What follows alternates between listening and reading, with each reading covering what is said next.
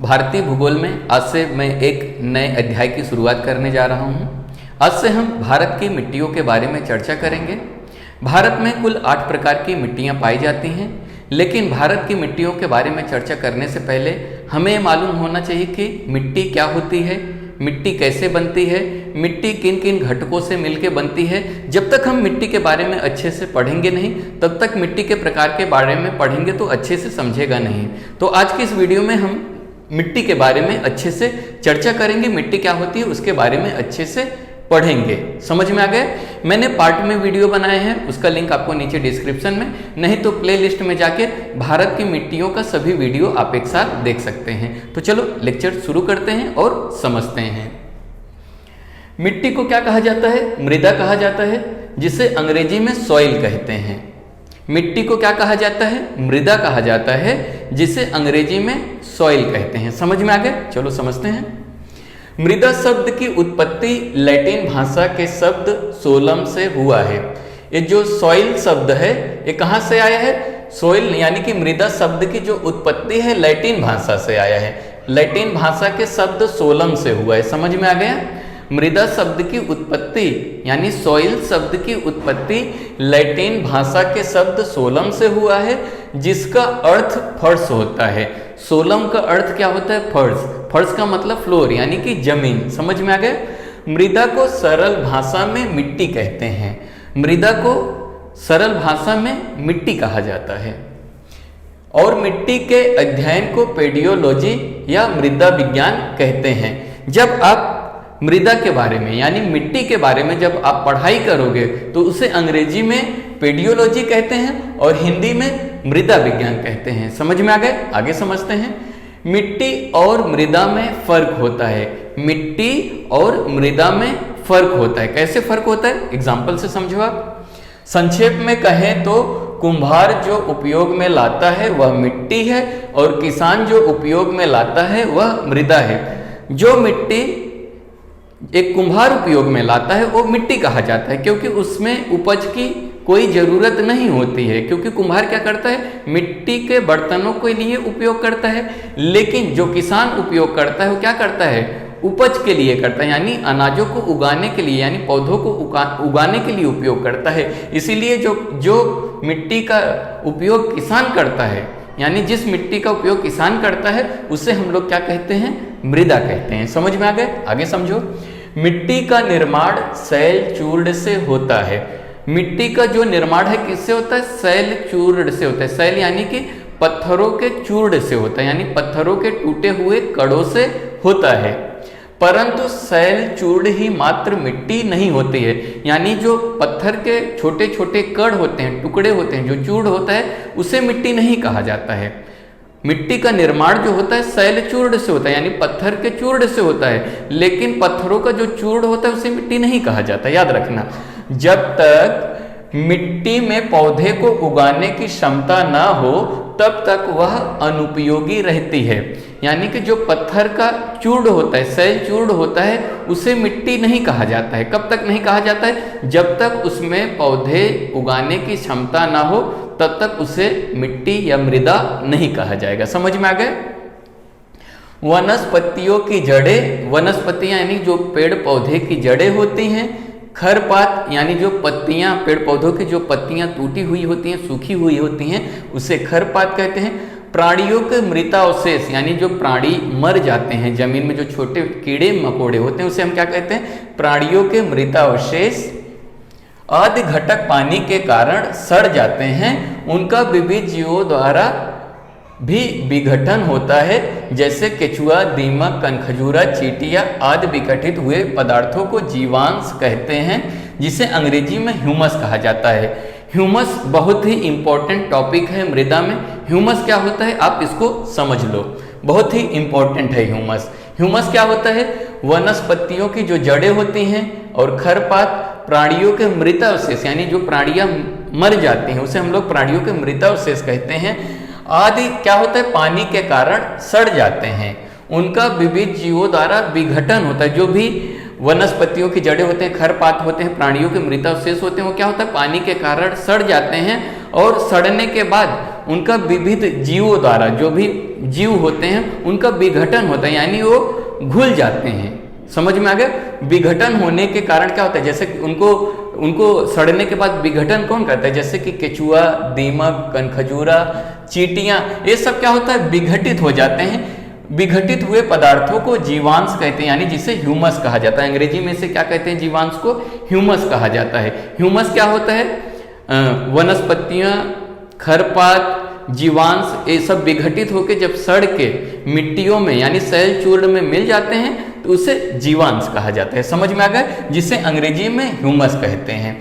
यदि ह्यूमस की मात्रा मृदा में अधिक हो तो मृदा उपजाऊ होती है, यानी कि मृदा में ह्यूमस मात्रा जितना ज़्यादा रहेगा उतना ज़्यादा जो मिट्टी रहेगी, मृदा रहेगा, वो उपजाऊ रहेगा। अगर आप गांव में रहते होगे तो आपने देखा रहेगा, गोबर जो रहता है एक जगह पे फेंका जाता है, बाद में वो खाद बन जाता है ना, उसे ही हम लोग क्या कहते हैं, ह्यूमस कहते हैं। समझ में आ गया? आगे समझते हैं परिभाषा क्या होता है मिट्टी की, उसको देखते हैं। डॉक्टर बेनेट के अनुसार मिट्टी भूपृष्ठ पर मिलने वाले असंगठित पदार्थों की वह ऊपरी परत है जो पैतृक चट्टानों एवं वनस्पतियों के योग से बनती है। तो मृदा का निर्माण या मिट्टी का निर्माण कैसा होता है, यहाँ पे देखो, मिट्टी क्या है, भूपृष्ठ पर यानी कि जमीन पर मिलने वाले असंगठित पदार्थ। असंगठित पदार्थ क्या होता है, मिट्टी कैसा होता है, संगठित नहीं होता, यानी चूर्ण होता है, पाउडर होता है। असंगठित होता है यानी कि आप पाउडर की तरफ से फैला सकते हो। तो क्या होता है, भूपृष्ठ पे मिलने वाली असंगठित पदार्थ होता है मिट्टी। समझ में आ गया? जो भूपृष्ठ की ऊपरी परत होती है, अगर आप जमीन के ऊपरी परत पे देखोगे तो जो भी चीजें असंगठित दिखाई देती हैं, जो कण होते हैं, उसे हम लोग क्या कहते हैं, मृदा कहते हैं। वो कैसी बनी होती है, जो पैतृक यानी पत्थरों के, पैतृक चट्टानों यानी पत्थरों के चूर्ण से बने होते हैं एवं वनस्पतियों के योग से बनती है। वनस्पतियों के योग मतलब जो कि ह्यूमस से बनी होती है। ह्यूमस क्या होता है, जैसे कि वनस्पतियों की जड़ें, खरपात, प्राणियों के मृतावशेष, ये सब जब मिल जाते हैं सैल चूर्ण में तो क्या होता है, मृदा का निर्माण होता है। समझ में आ गया? आगे हम समझते हैं।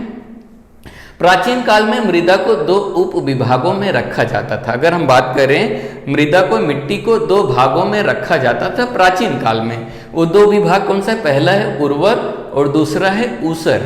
उर्वर क्या होता है, जो मृदा उपजाऊ थी उसे उर्वर मृदा कहते थे, यानी जिस मृदा से उपज जो होती थी, खेती अच्छी होती थी, उस मिट्टी को या उस मृदा को क्या कहते थे, उर्वर कहते थे।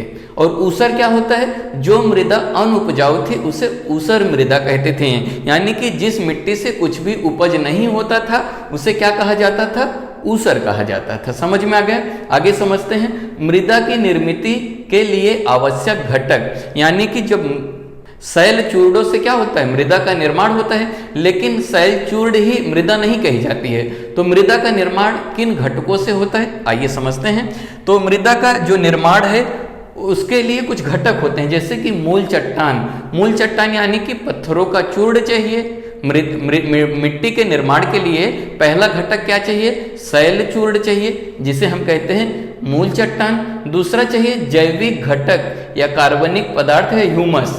ह्यूमस क्या होता है, कार्बनिक पदार्थ क्या होता है, जैविक घटक क्या होता है, जब क्या होता है वनस्पतियों की जड़ें, खरपात, प्राणियों के मृतावशेष, ये सब सैल चूर्ण में मिल जाते हैं तो उसे हम लोग क्या कहते हैं, ह्यूमस कहते हैं, नहीं तो कार्बनिक पदार्थ कहते हैं, नहीं तो जैविक घटक कहते हैं। समझ में आ गया?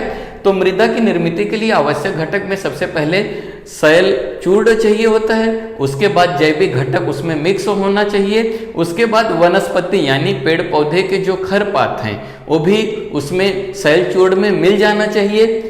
भूमिगत जल यानी पानी की आवश्यकता होती है। मिट्टी के निर्माण के लिए पानी की भी आवश्यकता होती है। जमीन के अंदर जो पानी होती है वो भी क्या होता है, उसका भी मिश्रण हो जाता है मृदा में। उसके बाद जलवायु बहुत बड़ा घटक होता है। जहाँ पे गर्मी, ठंडी, बारिश चलती रहती है वहाँ पे मृदा क्या होता है, बहुत ही जल्दी तैयार होता है, क्योंकि पत्थरों में दरारें कब आती हैं, जब क्या होता है बहुत ज़्यादा बारिश होगा, बहुत ज़्यादा तापमान होगा, तो जो चट्टानें होती हैं उसमें दरारें आ जाती हैं। उसके दरारों आने के कारण क्या होता है, सैल चूर्ण का निर्माण होता है। तो इसलिए जलवायु एक बहुत महत्वपूर्ण घटक होता है मृदा की निर्मिति के लिए। समझ में आ गया? और समयावधि यानी कि मिट्टी या मृदा एक दिन एक साल में नहीं निर्माण होता है। मृदा को निर्माण होने में काफी समय लग जाते हैं। कितना समय लगता है? 2.5 सेमी मृदा तैयार होने के लिए हजारों वर्ष लग जाते हैं। यानी 2.5 सेंटीमीटर परत तैयार होने के लिए, मृदा की परत तैयार होने के लिए हजारों वर्ष का समय लग जाता है। समझ में आ गए? और कुछ चीजें समझते हैं, बहुत ही इंपॉर्टेंट है आपको। मृदा में पाए जाने वाले कणों के प्रकार बहुत ही इंपॉर्टेंट है। कौन कौन से कण के प्रकार होते हैं समझते हैं। पहला जो कण का प्रकार है वो है मृत्तिका, मिट्टी या चिकने कण, जिसे अंग्रेजी में क्ले कहा जाता है।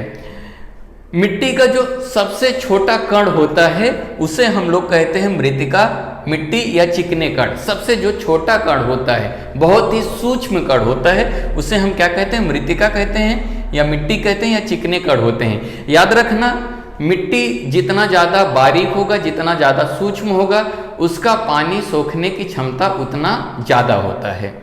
दूसरा जो मिट्टी के कणों के प्रकार है, दूसरा जो है गाद। गाद जो होता है थोड़ा सा मृत्तिका से थोड़ा सा बड़ा होता है, जिसे अंग्रेजी में सिल्ट कहते हैं। सिल्ट जो कण होता है थोड़ा सा मृत्तिका से बड़ा होता है। समझ में आ गया? फिर तीसरा जो है बालू, जिसे सैंड कहा जाता है। बालू जो होता है थोड़ा और मोटा होता है। समझ में आ गया?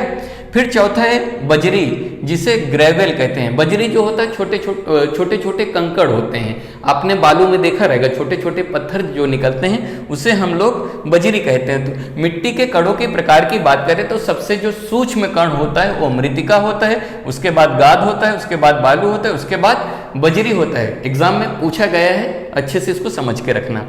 अब हम बात करते हैं मृदा संगठन यानी कंपोनेंट, यानी मिट्टी में ऐसे कौन कौन से जो पदार्थ हैं कितने मात्रा में मिले हुए हैं। तो देखते हैं, खनिज पदार्थ की बात करें, मृदा में जो खनिज पदार्थ होते हैं उनका जो प्रतिशत है 40 से 45% जो मृदा में होता है वो खनिज पदार्थ होता है। खनिज पदार्थ क्या होता है? जो मिट्टी के नीचे खनिज होते हैं, जमीन के नीचे खनिज होते हैं, वो होता है खनिज पदार्थ। उसकी मात्रा कितनी है? 40 से 45% होता है।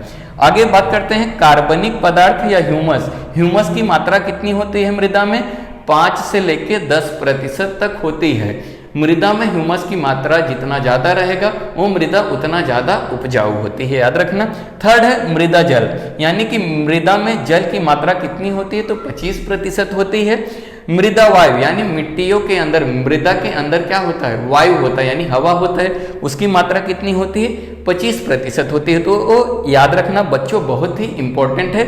अगर अभी तक मेरे इस चैनल को आपने सब्सक्राइब नहीं किया तो सब्सक्राइब कर लीजिए। इस बेल आइकन को जरूर दबाइए ताकि आने वाला वीडियो आपको मिल सके। वीडियो कैसा लगा कमेंट करके जरूर बताइए। और इससे पहले का अगर वीडियो आपने नहीं देखा तो उसका लिंक आपको नीचे डिस्क्रिप्शन में, नहीं तो प्लेलिस्ट में जाके आप मिट्टी का, जो भारत की मिट्टी है उसका सभी वीडियो आप एक साथ देख सकते हैं। वीडियो देखने के लिए धन्यवाद।